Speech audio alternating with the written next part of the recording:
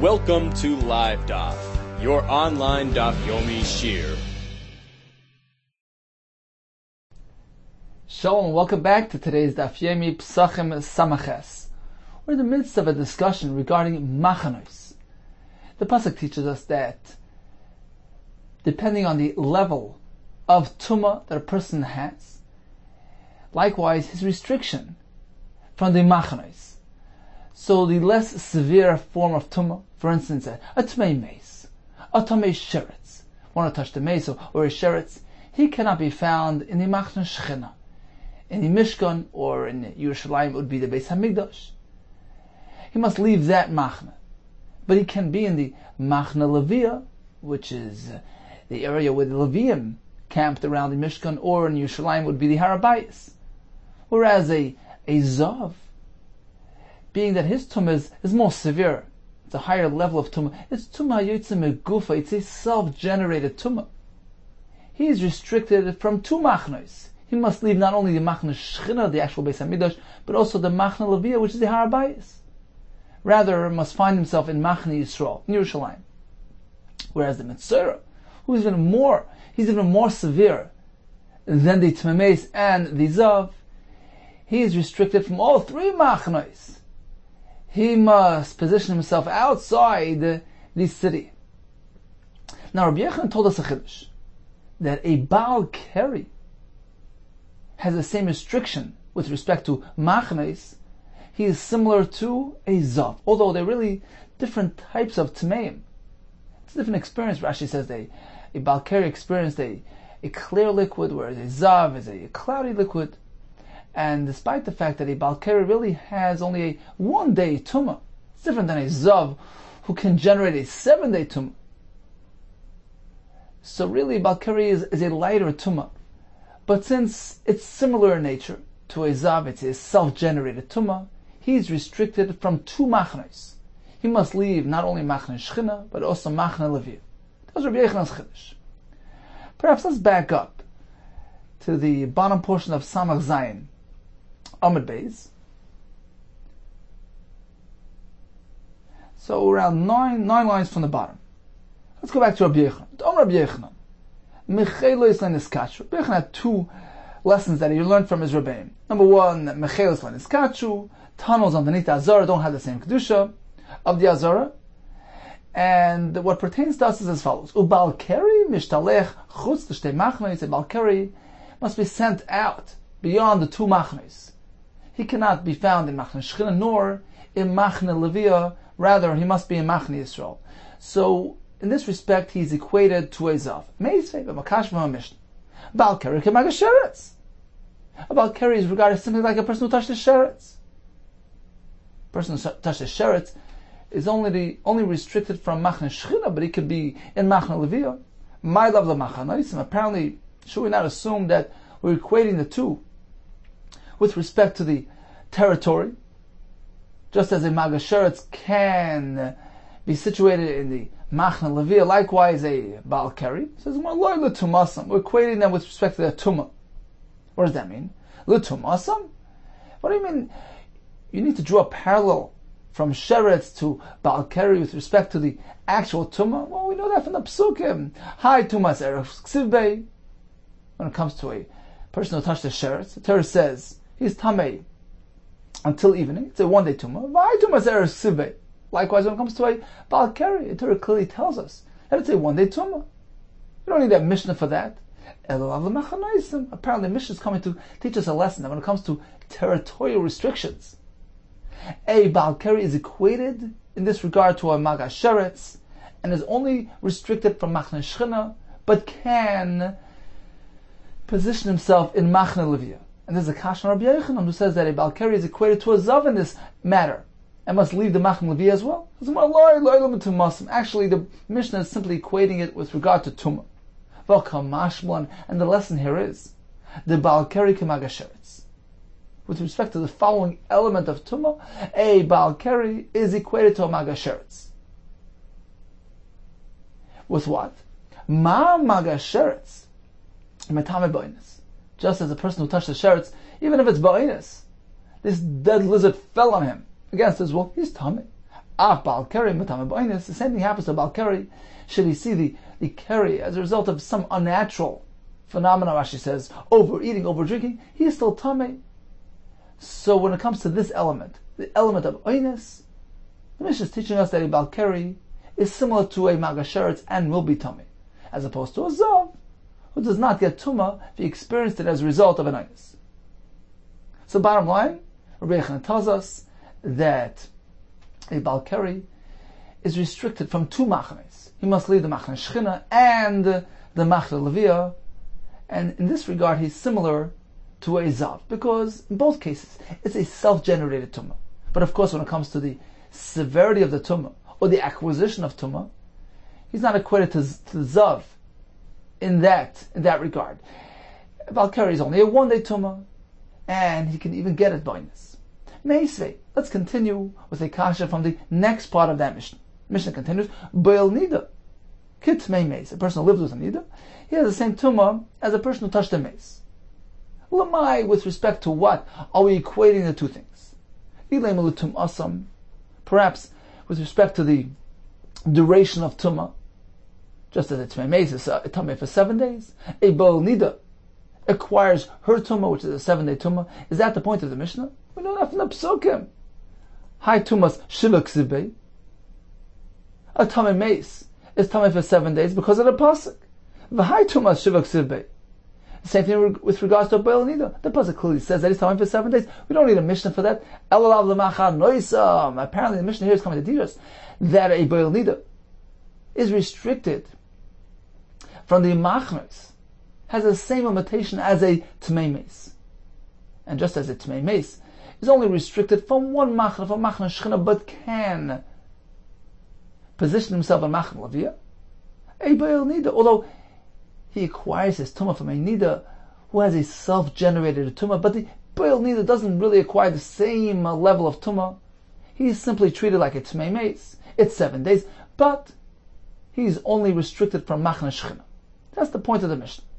Says the Gemara, Umid the Sefer l'machanois. Apparently, since the second portion of the Mishnah, the one we just learned, is in the context of the territorial restrictions. Umid the Sefer l'machanois mahavi reisha nami l'machanois. Let's assume that the reisha, the first portion of the Mishnah, which equates Baal Keri to a tamei sheretz, is also with regards to territorial restrictions, and the Mishnah clearly equates a Baal Keri to a person who became tamei through a sheretz. In this regard, apparently a Baal Keri is only restricted like a maga sheretz from one machna, from machna Shechina, but he can be situated in machna Levia different than a Zav, and there's a kasha Rabbi Yehuda. The area, is that a raya? Hakadisa. Each portion of the Mishnah is in a different context. The second portion of the Mishnah, you're right, is certainly equating the Boil Nida to Tmei Meis with respect to machnes. But the reisha, which equates Baal Keri to maga sheretz, perhaps is unrelated to machnes, rather with respect to the nature of the tumah itself, with regards to tumas oines. But certainly a Baal Keri perhaps is restricted more than a maga sheretz. He needs to leave both machnes, and in that regard he's equated to a zav. Meisvei v'makash from the following price. Mitzora chamam rezav. A Mitzora has more restrictions than a Zav, because a Mitzora must remain in complete solitude outside of all the machnes. He's restricted from all 3 machnes. So in that respect, he's more chomer than a Zav, who's restricted from 2 machnes, but he can stay in the machne Yisrael. V'Zav chomer mitmei meis. Likewise, a Zav is more chomer than a Tmei Meis, because a Tmei Meis is only restricted, only limited from machne Shechina. So we have a hierarchy. Tmei Meis must leave the machne Shechina, the Zav, even the machne Levia, and the Metzora beyond all the machnes. Continues the Brisa. Yotza Baal Keri. A Baal Keri is accepted. He leaves the category. Shetmei Meis chomer mimenu. A Tmei Meis is more chomer than him. Well, what's going on here? What does the Brisa mean? Ma yotza. What do we mean when we say Baal Keri is yotza? Should we not assume it means Lav Yotza Machlal Zav? That a Balkari is unlike a Zav. He left the Zav category when it comes to Machna restrictions. Ubal Klal Tmei Meis, and he's included in the category of a Tmei Meis. He has the same restrictions as a Tmei Meis. Meaning that a Zav is restricted from 2 Machnas. El Balkari, however, is more lenient. It's a lighter Tumah. And he's not considered like a Zav, rather, he's equated to a Tmei Meis. Why? Da Tmei Meis Chomer Menu. Because a Tmei Meis is even more severe, more Chomer than a Balkari. Balkari is only a 1-day Tumah. Tmei Meis is a 7-day Tumah. Umutar Machn Leviyah. A Tmei Meis who's more Chomer is still Mutar Machn Leviyah. Certainly a Balkari who has a lighter form of Tumah than a Tmei Meis, it's only a 1-day Tumah, of course. He's Mutar to be Machn Leviyah. So it seems that the Brisa here is drawing a line between Zav, who must remain outside of Machne, Shechina, and Machn Leviyah, drawing a line between that and Balkari, who can be in Machn Leviyah. This is the Kasha Rabbi Yehuda. Says, Marloi, that's not what the Brisa means. The Brisa is as follows: Yotzam Machne Tmei Meis, v'nichnas l'Machne Zav. Just the opposite. A Balkari leaves the general formula, meaning that the various levels of territorial restriction really correspond to the chumrah of the tumah. Right? A Tmei Meis, which is deemed the lightest of all, he must only leave 1 machna shechina. A Zav, even the Machna Leviyah. A Metzira, even the Machna Yisrael. It would seem, based on this formula, that a Balkari, which is only a 1-day Tumah, would have no more restrictions than a Tmei Meis. It can't be. If a Tmei Meis is allowed a Machna Leviyah, certainly a Balkari, who is more kal than even a Tmei Meis. No. Yotza Mimachna Tmei Meis. We say that a Balkari was Yotza. He leaves this formula. He has his own status. And he is Yotza Mimachna Tmei Meis. He must leave the Machna Tmei Meis. V'nichnas l'Machna Zav. And he enters the Machna of a Zav, the restrictions of a Zav. He leaves the restrictions of a Tmei Meis, who is only restricted to Machna Shechina. And he enters into the classification, into the same category and restriction as the Zav. Meaning, he must be in the same place as the Zav is to be found.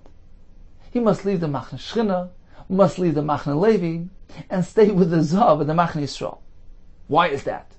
Why should we say that a Balkari is more restricted than a Tmei Meis? Tmei Meis has a 7-day Tumah, and a Zav, a Balkari, only 1-day Tumah. V'avgav the Tmei Meis chomer menu. Even though a Tmei Meis is more severe, is more chomer than a Balkari, he has a 7-day Tumah.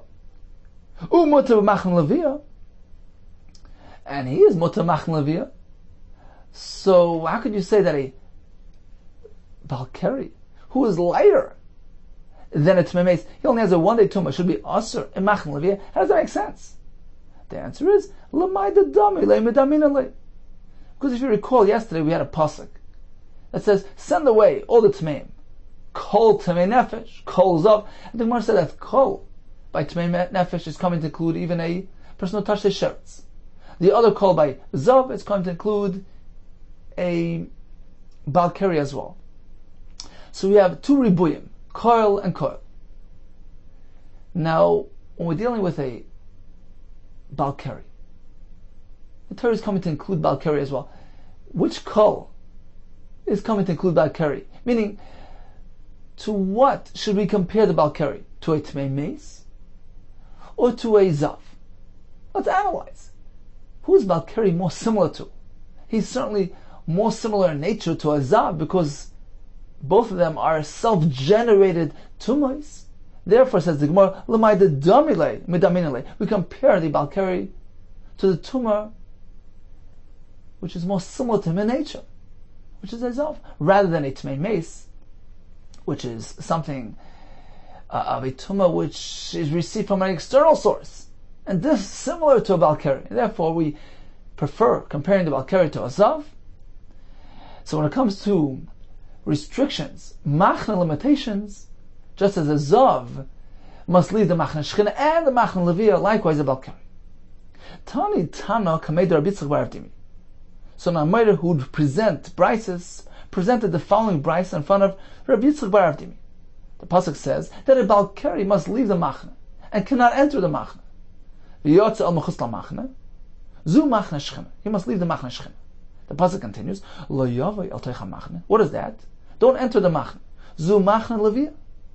So what does this teach us? Mikan lebalkari sheyetze chus shtei machnes. He must not be found A, in machna Shechina, and B, even in machna Levia. Amalei. So Rabbi Yitzchak bar Avdimi responded. The wording of this price is a bit problematic.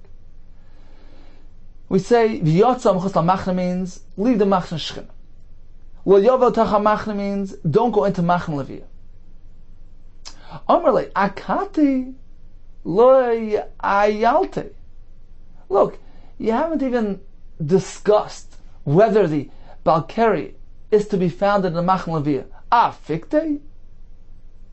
He's already exited? You're telling him, don't go into the machna Levia. Apparently, he's already left the machna Levia. We haven't yet discussed whether or not he can be found there. So you're going ahead of yourself. There's another version to his response. Akati lo yafikte. You haven't yet required him to leave the machna Levia. Ay alalte? You're already warning him, don't come back in? You're going ahead of yourself. Ela ema. Rather, read the Bryce as follows. Mechus lamachna zu machna Levia. The pasuk says, "V'yotzo mechus lamachna." He meant to leave the machna. It's machna Levia that he's meant to leave. That's number one. The pasuk continues, "Le'yavei al teicha machna." He's not meant to enter the machna. So machna Shechina. When he leaves the machna Levia, which direction should he go? Should he go back to the machna Shechina, or should he leave the area entirely? Le'yavei al teicha machna. He shouldn't be heading towards the machna Shechina.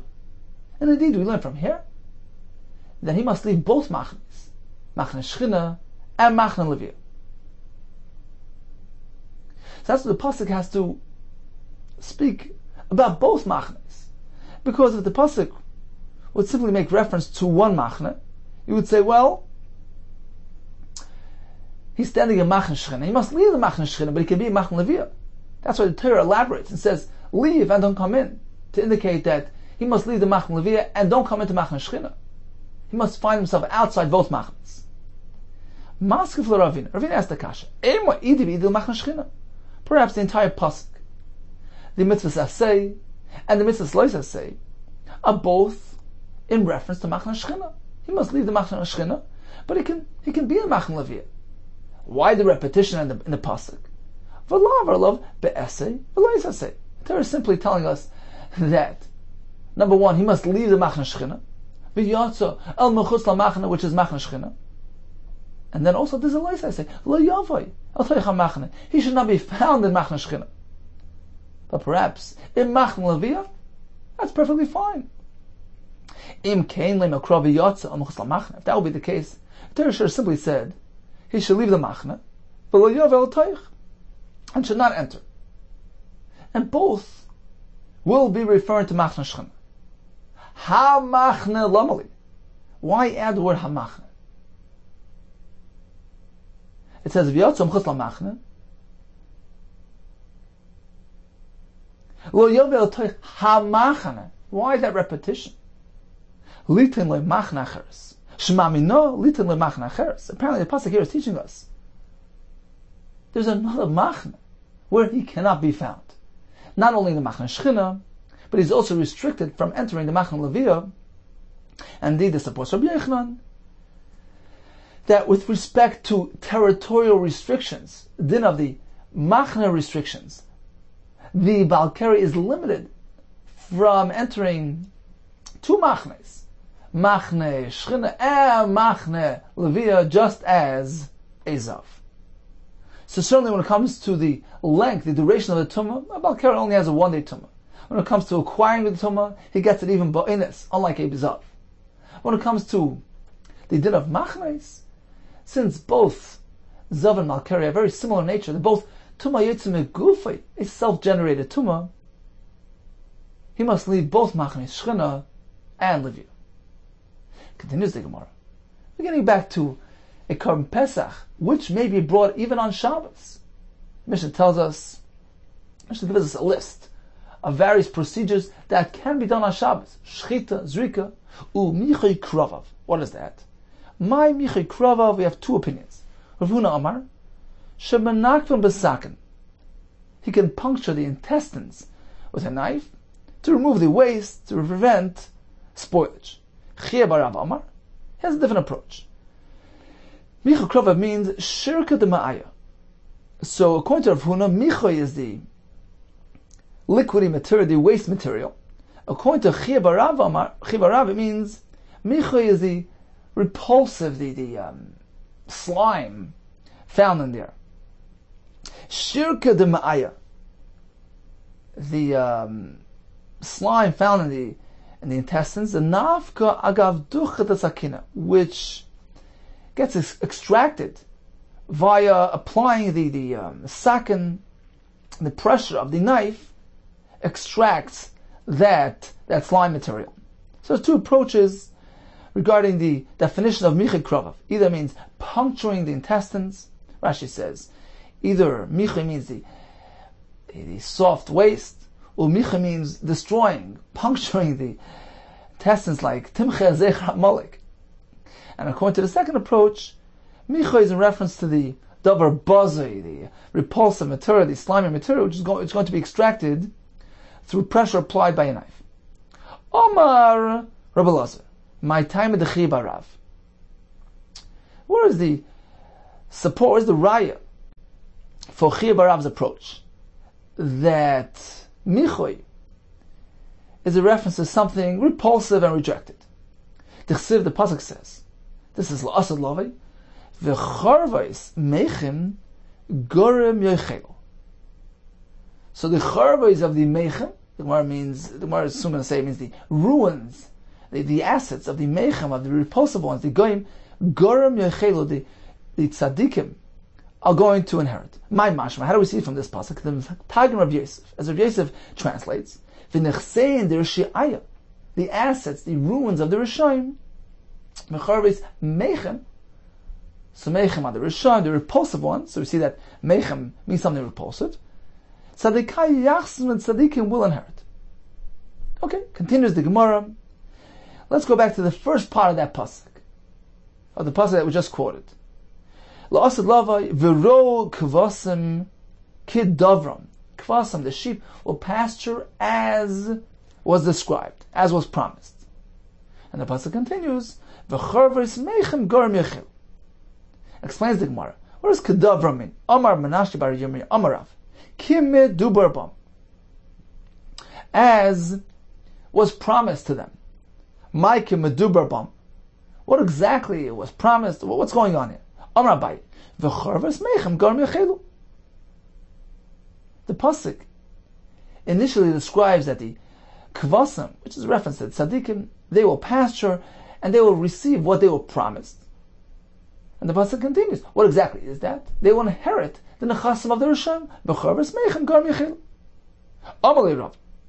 So according to you, it's one continuous description.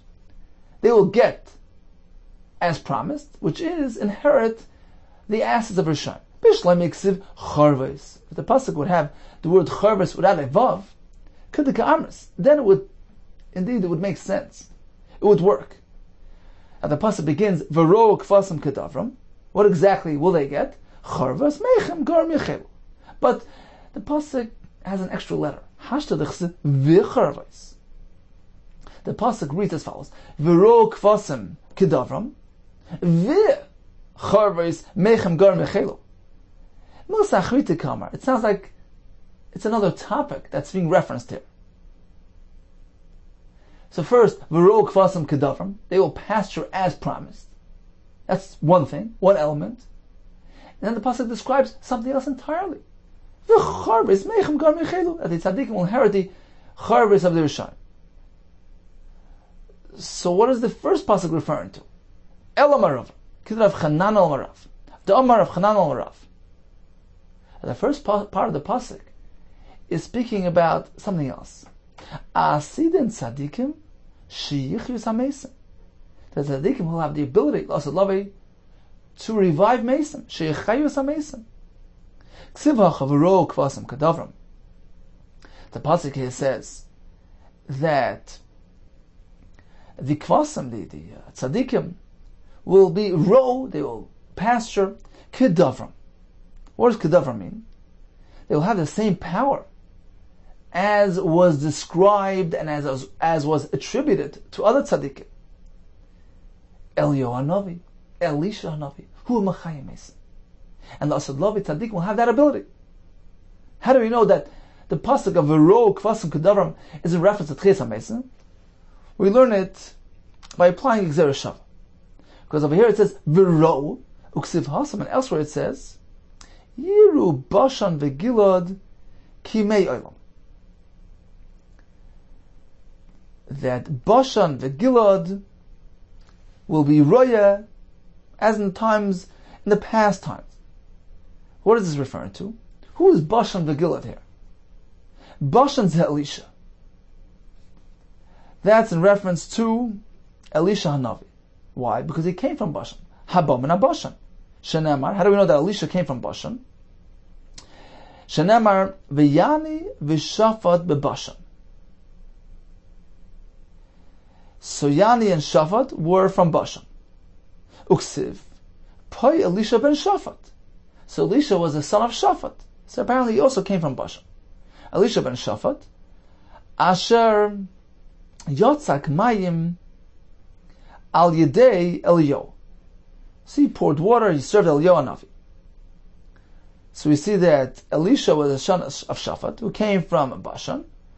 So when the pasuk says Yiru Bashan V'Gilad, that's in reference to Bashan's in reference to Elisha, that he was Machai Mesim, and Yiru means he's going to be Machai Mesim just as in times past. So that's Bashan. What about Gilad? Yiru Bashan V'Gilad. Gilad is a reference to Eliyahu. Gilad is Eliyahu, because he came from Gilad. Shenemar Vayem Eliyahu Hatishbi Mitei Shavei Gilad. So we find that Yiru Bashan V'Gilad is a reference to people, tzaddikim that are Machai Mesim. So Yiru is a description attributed to Tchias HaMesim. Likewise, the pasuk here, V'ro Kvasam Kedavram, is a reference to tzaddikim l'Asad who will be roya, that will have that ability to revive, to pastor, to revive, to Machai Mesim. Just as those tzaddikim, Kedavram, just as described by those tzaddikim who had the ability to be Machai Mesim. Omar Rav Shmuel Rachmeni Rav Yonasan. Asitim tzaddikim sheyichayu mesim. Another raya to the same concept. Shenemar oiv yeshu zekedim was zekenos b'rechoy v'Yushalayim. L'asad lavai zekedim and zekenos will sit in the streets of Yerushalayim. V'ish mish antoi b'yodoi me'Rav Yomim. And the pasuk here learns that ish mish antoi means that an ish, a tzaddik, will have a mishenas in his hand, a cane, which he will use as a tool to be Machayim Mesim.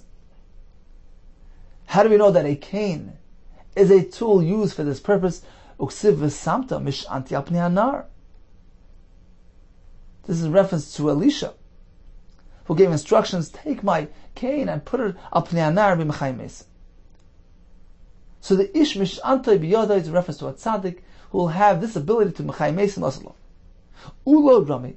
Ula asked a steer between two psukim. L'Asad Lavi, it says, Ksiv bila hamaves lanetzach. Hashem will obliterate the entire concept of the Malch HaMavis forever. There won't be a concept of death any longer.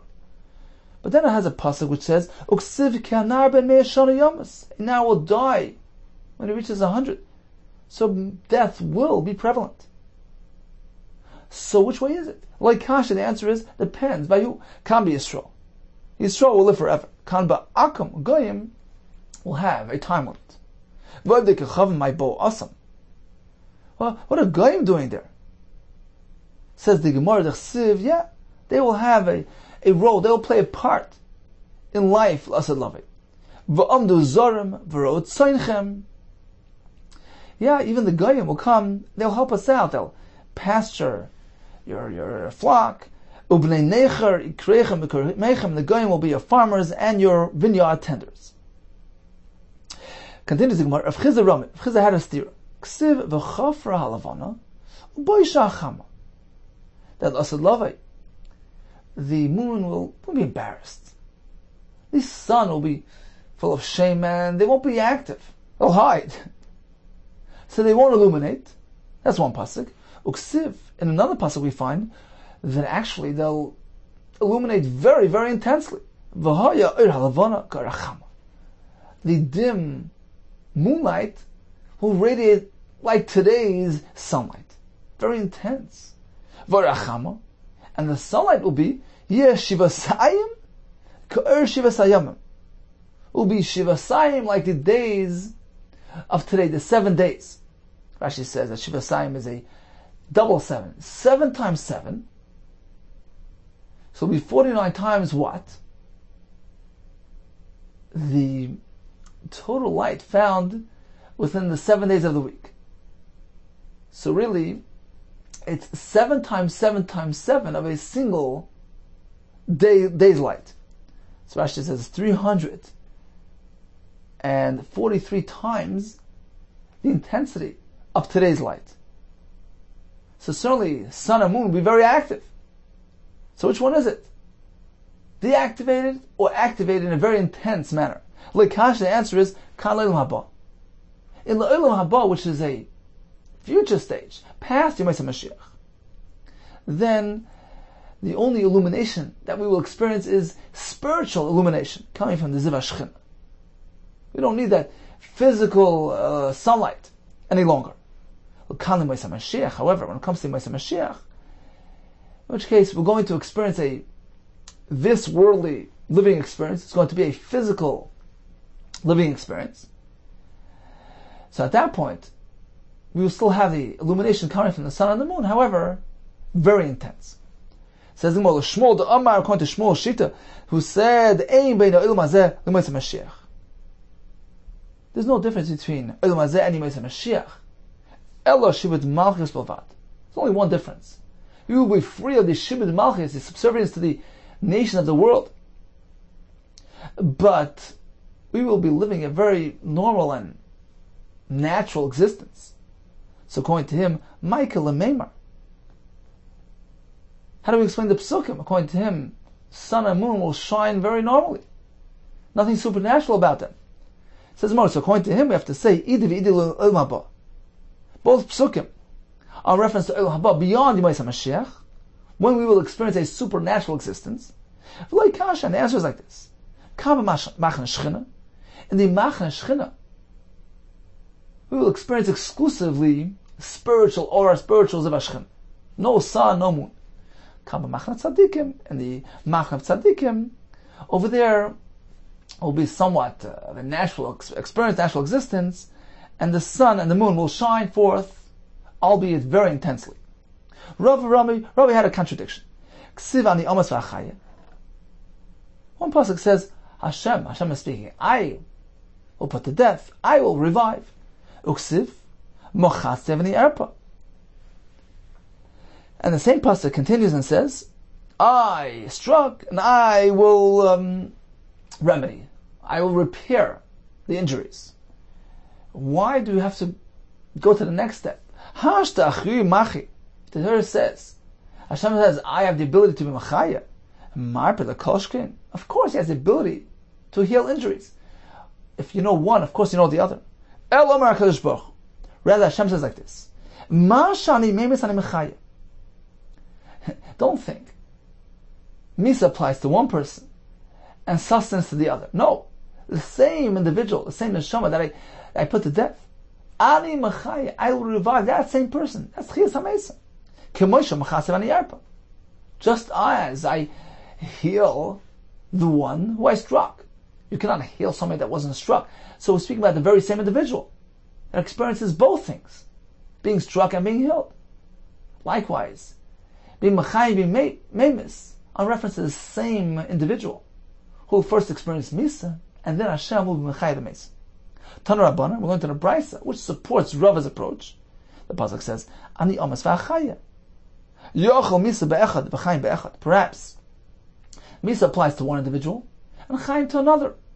Hashem puts this one to death, and the other individual who's alive, Hashem sustains. But perhaps there's no such a concept of Tchias HaMesim, just as we see in today's world. A person dies and he dies. When Hashem is Machaya, it means Hashem sustains a living person. How do we know Tchias HaMesim? Talmud Leimar. The pasuk continues, Ani omas v'achai mochatzav ni'erpa. And we draw a parallel. Maka urefor be'echad. Just as Maka urefor apply to the very same individual, he is first struck and then healed. Af misa v'chayim be'echad. Likewise, death and life applies to the same person. Mikhanet shuva lo'imrim.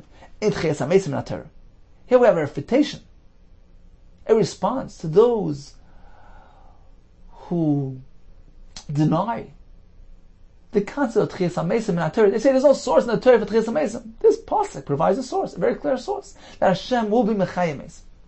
Davar ach another pshat, Batchila mashani memes ani Mechayim. A person was nifter with an injury. Says Hashem, I revive him in two stages. First, Mashi Meinim San Mechayim. The one who was Meimus, I revive. I bring him back to life. In his state of injury. And then, Vahadar, afterwards, Masha Machatzi Vani Erpa. What I struck, I will be Merapim. So it happens in two phases. So first is a Tchias HaMesim, in which case we see clearly, this is the person. And then Hashem heals him. So this is actually a greater ness. We see a person comes back alive with an injury, and then he's healed. So it's even a bigger ness than if it would have happened before his revival. So in conclusion, we learned that the Tzadikim Lasalove U'Machayim Mesim. We learned that the sun and moonlight will be much greater, more intense than we have today. And we learn a source, a clear source for Tchias HaMesim in our Torah. Continues the Gemara. So getting back to the current Pesach on Shabbos, you do the Shechita, the Zrika, the Michui, Krovav, we have two Pshatim, and also Hekte Chalavav. We burn the fats on the Mizbeach. Tanya Arab Shimon, Bayre, come take a look. See, really, a chaylev of a korban brought today can be put on the Mizbeach the following night. So why when it comes to the Tamid brought on Shabbos, and likewise the korban Pesach brought on Shabbos, we allow you to bring the chaylev today? Technically, you can wait until Matzah Shabbos. No. Bayre, come take a look. Kama chaviva mitzvah b'shata. How dear and precious is it to fulfill a mitzvah in its appropriate time without delay? Shari hekta chalavim veivarim. Being makter, the innards of the animal. Hekta chalavim veivarim updarim. Kshem kol halayla. You can do it throughout the entire night. Ve'imamtinem lehem ashetechshach. We don't wait until nightfall. The chaylev, the padar, the avarim of the oila, this is the korban tamid. We don't wait until Matzah Shabbos, because chaviva mitzvah b'shata, and we machal Shabbos in the process, in order to expedite the process, because chaviva mitzvah b'shata, to bring it in its appropriate time. The Mishnah continues, however, that some things are not deicha Shabbos, things that could have been done before Shabbos, which were avoidable. Hakavasai, transporting the korban Pesach to Rosh Hashanah, Haviyasa Chusat Tchum, bringing from outside the Tchum, and also removal of its wort. Viraminu, we have a kasha from Mishnah in Eruvin. We can remove a wart from an animal in the Beis HaMikdash. Avalei Medina, but not outside the Beis HaMikdash. Rashi says because they weren't geyser on this thing. One goes on a shvus v'mikdash. Then b'kli, but if it's going to be removed with a utensil, in which case it's a real malacha, kama kanasa. Then it cannot be removed, even in the Beis HaMikdash, because that's a true malacha. So what do we see? The removal of a wart manually which only entails a shvus, that can be done in the Beis Hamikdash for the sake of a korban. And in our Mishnah we learn that it can't. We have a stira. Rabbi Lazar, Rabbi Chanina. We have two Amoraim who each offered a pshat. Chad Amar, one explained like this: Ida v'ida biyad. The Mishnah by us, which doesn't allow, the Mishnah in Erevin, which does allow, are speaking about removal by hand, manual removal, which is only a shvus. So how do we explain the discrepancy between the Mishnahs? Ha belacha. The Mishnah by us is speaking about a fresh, a moist wort. In which case, its removal entails a shvus. You're detaching something from an animal. Ha b'yivesha. The Mishnah over there, which allows, is speaking about a dried out wort, which doesn't even involve a shvus. It's brittle, it's not detaching anything. Therefore, it's mutter. The other Amor offered an approach as follows: Idi v'idi belacha. In both cases, we're speaking about a moist wort. Well, the kasha, the answer is ha b'yad. The Mishnah there, which allows, is speaking about manual removal, which is only a shvus. Ha b'kli, by us, we're speaking about removing it with a kli, with your utensil, which is a malach, and therefore it's us. Says the Gemara, why did one Amor choose his approach as opposed to the other one? Ulamanda Amar ha b'yad ha b'kli.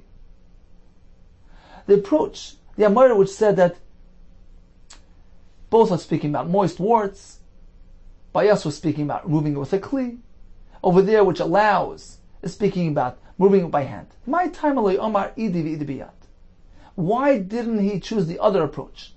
That both missions are speaking about manual removal. But like Kasha, the answer would be ha balacha b'yivesha, where it's aser is speaking about moist, which is considered detaching. Where it's mutter is speaking about dry. Why did he prefer his approach as opposed to that approach?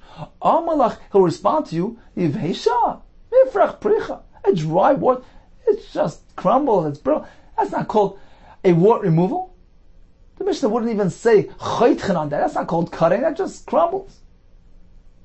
So the Mishnah there can't conceivably be speaking about a dry wort. Okay, that explains his approach. That's why he preferred his approach. That both Mishnah are speaking about moist warts. Depends if it's manual or with a utensil. According to the other shita who said that both Mishnah are speaking about manual removal, well, the answer would be the Mishnah in Pesachim, which doesn't allow speaking about a moist wort, in which case it's detaching. The Mishnah which allows is speaking about a dry wort. My time Omar. Why did he prefer his approach as opposed to the other Amir's approach? That both are speaking about moist warts. Well, like Kashan, the answer is habiyad habikli.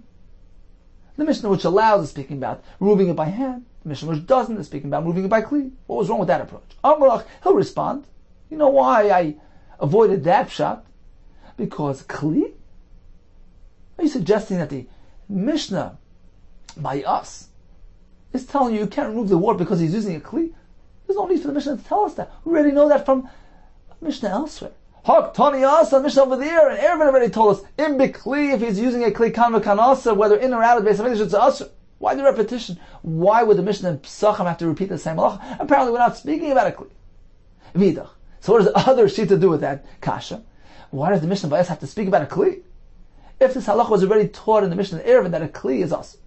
Hadik Tani Kli. Hacha. The reason why the Mishnah over here chose to discuss a Kli, Plukta, the Rabbi Lezer, Rabbi Yeshua, Aslash Inon, because the Mishnah wanted to present a machlekes between Rabbi Lezer, who allows removing a wart, even using a kli, even if it's a malacha, because it's for the sake of a Karban Pesach, as opposed to Rabbi Yeshua says that something avoidable, something which could have been prepared before Shabbos, does not justify Chilul Shabbos. So that's the point of our Mishnah, to teach us the machlekes, the chiddush, that Rav Lezer would allow even using a kli, because he holds machshira mitzvah deicha Shabbos, not only the Karban Pesach itself, but anything that's needed to prepare for the Karban, even something that he could have done before Pesach can be done before Shabbos, can be done on Shabbos as well.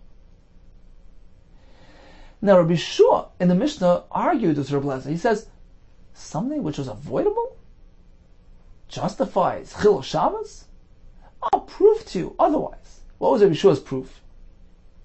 He said, look, on Yom Tov, although you can cook, you can bake, for the sake of Eichel Nefesh, food preparation is mutter, but that's only because you're meant to do it today. Fresh fruit, fresh baked goods, it needs to be done today, but something which could have been easily prepared from yesterday, even if it's only the Rabbanon, it's asur.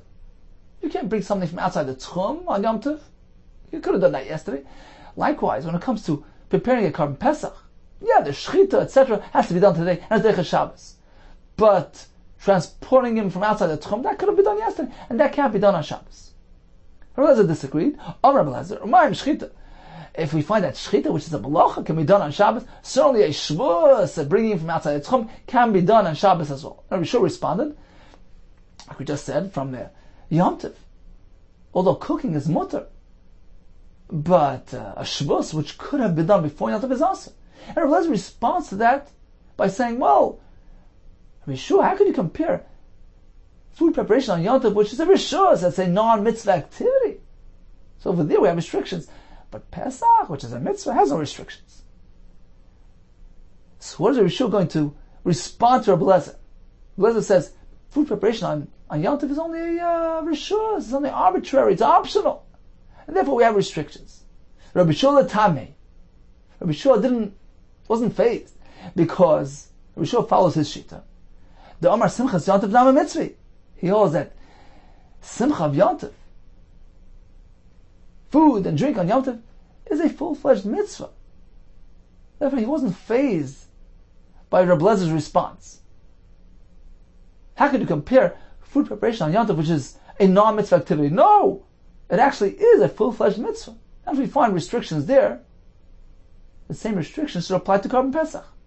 So Rabbi Shua followed his shita, the Amar Simchas Yom Tov Nama Mitzvah, the Sanya. And actually we have a machlokes in this very topic between Rabbi Shua, who says Simchas Yom Tov is a mitzvah, which Rabbi Lezer held, it's a non-mitzvah activity. And that was the basis of his response to Rabbi Shua, the Sanya. Rabbi Lezer, Ein lo la'adam b'Yom Tov. The only options that are available to a person on Yom Tov, he has a choice, one or the other. Either he eats and drinks, so he partakes in physical enjoyment, or he sits and learns all day, sits and davens and learns, partakes in spiritual ecstasy. His simcha is a spiritual simcha experience. Either one or the other, you have a choice. So according to Rabbi Lezer, eating and drinking isn't necessarily a requirement. However, Rabbi Shua says, Rabbi Shua Omer, no. A person has to split his day between both types of simcha. Chalkei, split the day into two. Chetzi l'achil v'shtia, half, is meant to engage in eating and drinking. V'chetzi l'beis hamedrash, half the time in beis medrash. So Yom Tov is a joint physical / spiritual simcha experience. From Rabbi Yechanan, u'shnei mikra echad darshu. Both opinions are based on the same pasuk. Because we have a steer. One pasuk says, Atzeres Hashem Elokecha. Yom Tov is meant to be designated for Hashem, for spiritual experiences. We have another pasuk, Atzeres Tielachem. It's designated for you, for physical pleasure. So how do we reconcile? Rabbi Lezer Savar, the pasuk is giving a choice. You have two options. Oy Kula Hashem, either completely spiritual, Oy Kula Hashem, or completely physical. It's one or the other.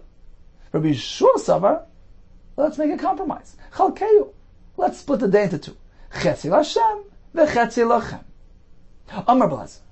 Hakol moitim, even Rabbi Lezer, who says a person has an option. He can engage strictly, exclusively in spiritual matters on Yom Tov, but even he agrees that there are some exceptions to this rule. There are some Yomim Tovim, some days within the year, where a person is meant to engage in physical delight. Hakol moedim ba'atzeres on Shavuos, the be'ina nami lachem. Over there, you certainly also need to engage in physical pleasure. My time, yoyim nitna b'Torahu. That's the day that Hashem gave us the Torah. Giving us the Torah indicates that Hashem wants the Torah to permeate the physicality of the world. How do we mark that day? How do we celebrate that day? Yeah, by physical simcha, physical delight, eating and drinking. And in that way we show our gratitude to Hashem for allowing us to experience the Torah within the physical world. So that's agreed upon by all. Amar Rabba, Hakol Moedim b'Shabbos T'bina Nami Lachem. All agree, same thing regarding Shabbos. You need to have Lachem. My time, and B'Kuras L'Shabbos Oinig. You need to have delight, which apparently is only if you involve your physical dimension as well. Amar Rav Yosef, Hakol Moedim b'Purim. Dibin and Lamed Lachem. On Purim as well, my time. You mean Mishta v'Simcha Ksibei. Mishta means physical experiences. Marbri Deravina. So this individual, Kula Shata, the entire year, have a Yosef B'Tanisa. He would fast and fast, except Levar Matzart, except for Shavuos, Upurya, on Purim, Umali Yom de Kippur, and Erev Yom Kippur. Why? Atzeres, like we said, Yom Shnitna B'Y Torah, a day to celebrate Matan Torah. It needs to involve food and drink. It's a physical experience. Matan Torah in this world is a physical pleasure. What about Purya? You may Mishta B'Simcha. On Purim you have to eat and drink. Mali Yom de Kippur. What about Erev Yom Kippur? The Tani Chiyar Barav Mitifti. He learned the Bryce like this. The pasuk says, "V'nisem snafshesecha." You want to deprive yourself, experience inoi b'tisha l'chodesh on the 9th day of Tishrei. How's that? V'che b'tisha mesanen. Inoi begins on the 9th. Only basir mesan. You fast on the 10th. Elolim lecha. The pasuk, which is making reference to eating on the 9th, is coming to teach us a profound lesson. Whoever eats and drinks on the 9th day in preparation for the fasting of Yom Kippur. Or as Rabbi Yehuda says, in celebration of the upcoming event of the Mechilas Avonos, he's conducting a Suda on Erev Yom Kippur. That's held in such high regard. Mahalol of Akosav Torah regards it, Kilu Misana Chivasir. So he fasts not only on the 10th, but also on the 9th. He gets so much schar. So he had a double fast day. So the Torah, when speaking about eating on the 9th, it's just a way of referencing eating. Your eating on the 9th is so chashiv. It's as though you fasted. So the pasuk here is indicating you meant to eat on the 9th day. So that's why Ma'aber Deravin, even though he fasted throughout the year, but there were some exceptions. Shavuos, Purim, and Erev Yom Kippur. Rav Yosef, says the Gemara, b'yoyim da'atzarta on Shavuos. He was so excited. He celebrated. Omar, he said, Avdili egla tilsa. He instructed, prepare for me a third-born calf, a high-quality animal. Omar, and he exclaimed, you know why I'm celebrating today? It's such a special day. Eloi hayom, if not for today, if not for Matan Torah, the Kagarim that brought this about, that lifted me to this great position that I'm in. Look how many ordinary Yosefs are making their rounds in the marketplace. If not for Torah, where would I be? I'll be like everybody else out there. So it's a time to celebrate. Rav Sheshes, he would review all his learning, all his Torah, every 30 days. And when he was done, he would hang himself, he would lean, on the beam, on the, Rashi says, the briach, the nail, the rod of the dasha, of the post of the doorway. So he would lean himself there, but Amani exclaimed, Chadoy nafshay, my nefesh, be happy, be ecstatic. Chadoy nafshay. Why? L'chok roi. The Torah Shabbat that I learned was for your sake, for your benefit. L'chotanoi, Torah Shabbat that I learned was for your sake. Be happy that you're permeated with the Torah that I learned. Eh? Is that so that a person learns for his own benefit? Ilmoli Torah. If not for the Torah, the entire world wouldn't exist. Not for my bris of Yom V'Layla, which is a reference to Torah, which is meant to be learned Yom V'Layla. Not for that, the laws of nature I would not have established. So the very existence of the world depends on Torah. Chaim Volozhin writes that it's only because there's Torah being learned at every moment that the world exists. If there would be no Torah, even for a short moment, the world would just go back to Torah v'avoyu. So the world exists through the energy of Torah. So why is Rav Sheshes focusing on his nefesh? It's for your benefit. It benefits the entire world. And says the Gemara, Meikara, initially, ki avid inish, when a person learns Torah, adapted the nafshei kavid. It's to permeate his nefesh with Torah. It's for his own benefit. Once he's immersed in Torah, absorbed with Torah, permeated with Torah, then he has an effect on the entire world. And that sustains the entire creation. Let's make a quick chazara to his daf. We began with a reference to Balkari, who in a way is equal to a Zav, must stay outside the Machne Shechina and the Machne Leviyah, because in both cases it's a Tumah Hayotze Meguf, a self-generated Tumah. We had two pshatim Michal Krovov. We learned that a tzaddik will be mechayim mesim l'asad lovei.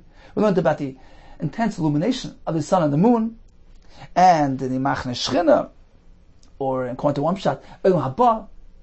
Illumination will come directly from Hashem, spiritual illumination, ziv hashchina. We had a source for tchias hamesim in Torah. We learned about the chavivus of mitzvah b'shata. We discussed the steer about Yabelas. We learned that according to Rishua, on Yontiv, the simcha is a joined spiritual and physical experience. According to Blezer, a person can choose to engage exclusively in simchas hanefesh, but even he would agree that on Shavuos, on Shabbos, and on Purim, the physical element, the physical simcha, is a vital ingredient, and we concluded that Torah sustains the entire world. Be well and atzlacha Rabbah.